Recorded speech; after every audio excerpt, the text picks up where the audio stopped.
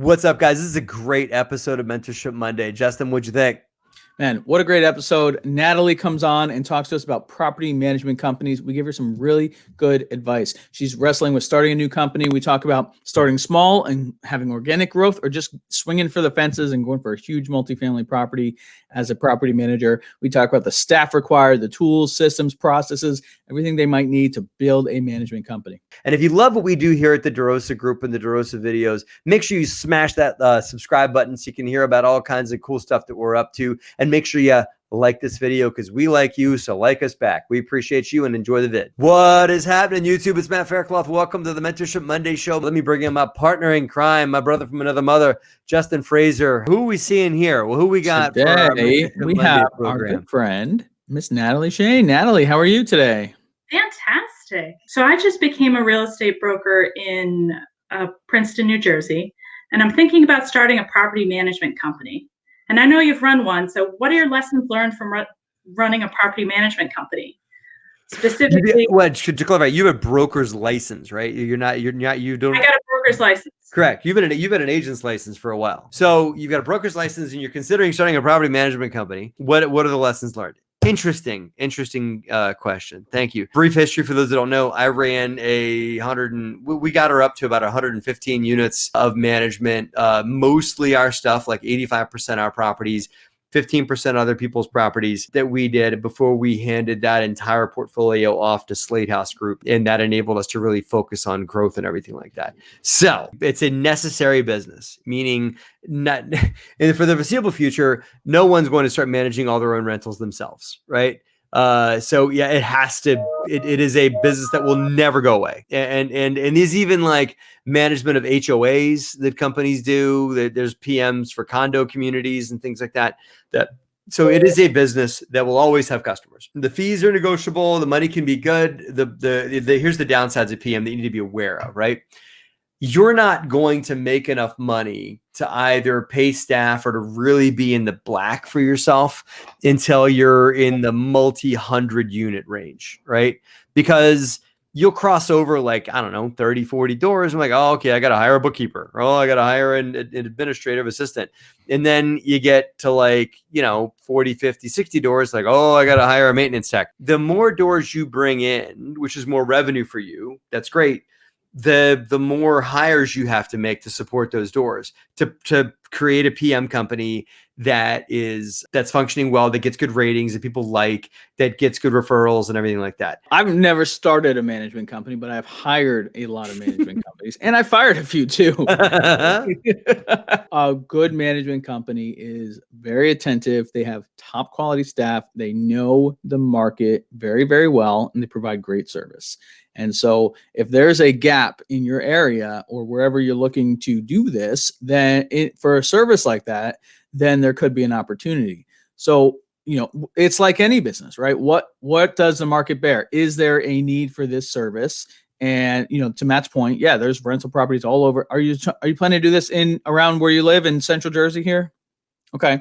So obviously lots of rental markets here in New Jersey, lots of rental properties. You have some, I have some, Matt has some. There's a demand for that. Then the next question is there a vacuum? Is there a gap between what the current managers in the area are offering versus what you think you can offer? How are you different? What's missing here? Like I said, what do I look for in very good quality management companies, right? So if you want to be the best management company in your area, in Princeton, New Jersey, Central New Jersey, what kind of skills do you have to offer? What kind of people do you have to offer? People. It's a people game, really. So is this Natalie that's doing all of this work, or is this Natalie building a business with some really great hires that's going to do all of this work?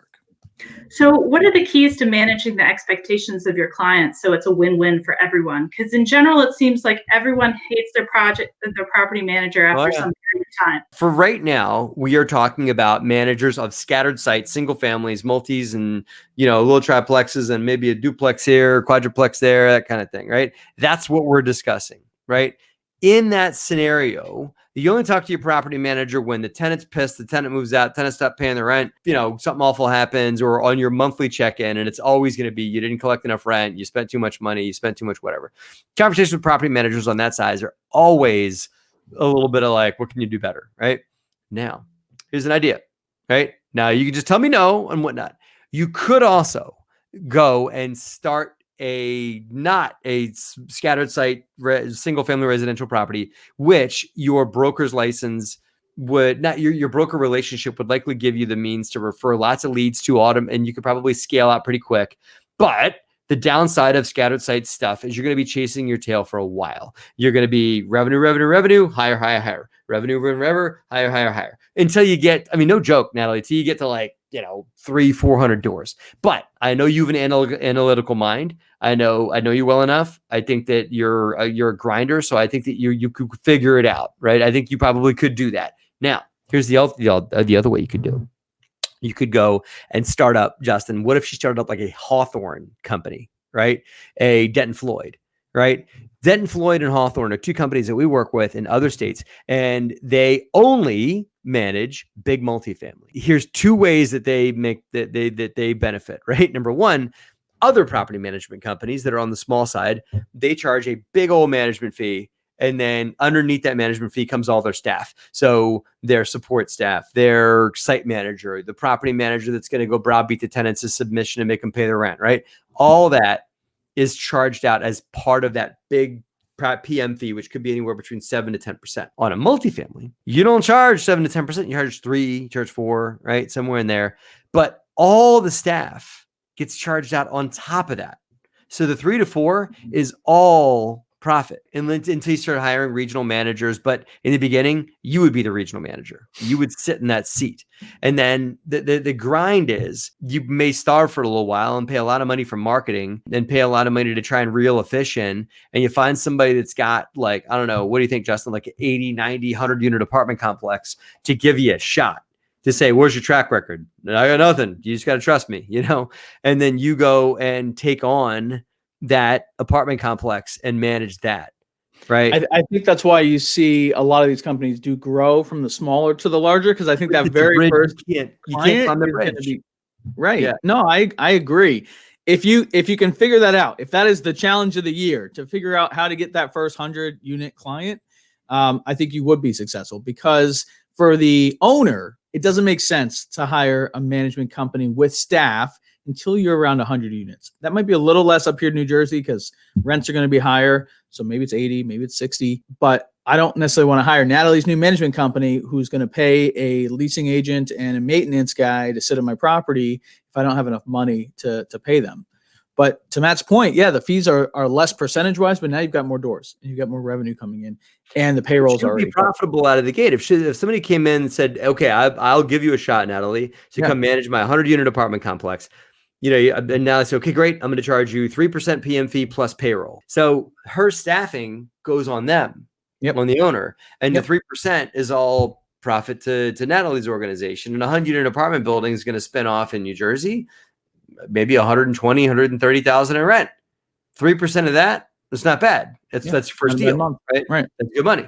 And I feel like it's incredibly hard to do that, though. Correct. So you could end up doing nothing. And I think that it would probably be like a marketing and a hustle and a networking game, or you start out slow and you grind it up. But I've seen, and maybe that's the easier way to go. And that's like, you could be collecting February rents if you wanted to. Those are two different ways, is to go super big and maybe starve for a little while and not have any clients, but do marketing and network and try and find the right people.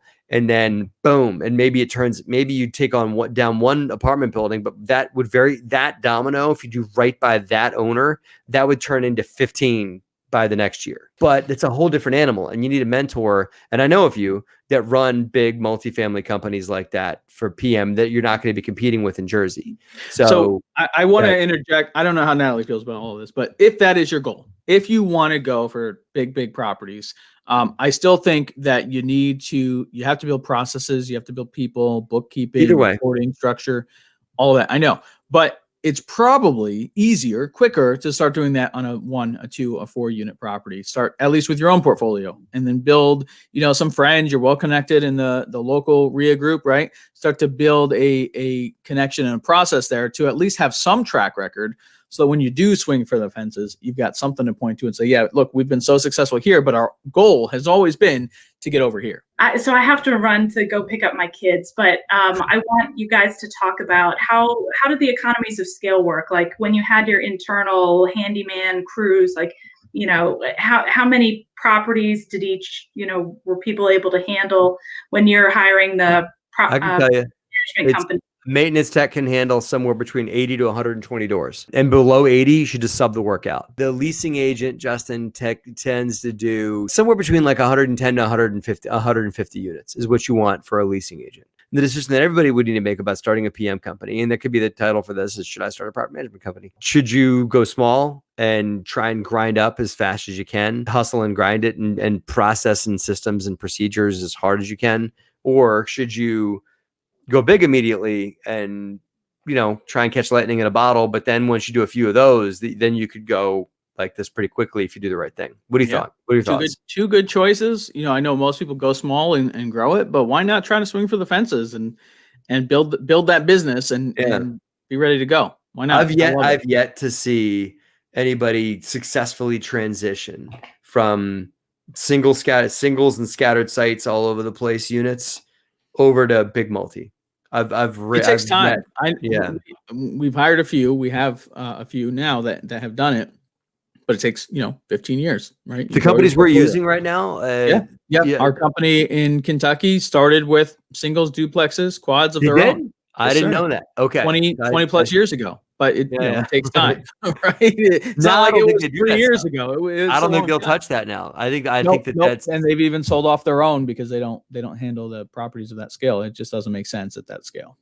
Well, it's not the end of the world to transition out of it, and that's what I did as a PM. As an owner too, is we're slowly selling our stuff that's under like 30 doors. We're letting a lot of it go just because we want to focus as a company. So, all right, good. Well, hey guys, I hope this is a value. I know Natalie had to jump for a family matter, but I hope this is value for the rest of the folks watching. Thanks for watching, guys, and have a great and profitable week.